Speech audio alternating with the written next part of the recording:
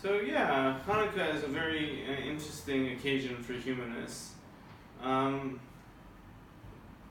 the story of emancipation from Hellenistic rule is an interesting one, considering that part of the struggle of the Maccabees and their allies was a battle against Hellenistic Jews, against Jews that were accepted some of Hellenism, some of the values of Hellenism, which are not so distant from like the multicultural values that we hold dear. Of course. And so on the one hand, yes, a struggle for self-definition, not to be under the yoke of foreign rule is important, but also there has to be an acknowledgement that it's a complex process because that also involved the killing of Jews who were affiliated with Hellenism, who had adopted Hellenistic values and norms,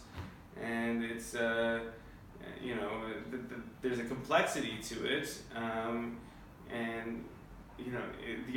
part of the irony of Maccabean rule is that the Maccabean rulers, after a couple of generations, became Hellenistic Jews themselves, and they also, historically speaking, were not as loyal or as faithful as like the purity of their purpose a couple of generations before implied, and they became more Hellenistically cultured. So that's the great irony. Despite them being independent, they were affected by the surrounding Hellenistic culture ultimately.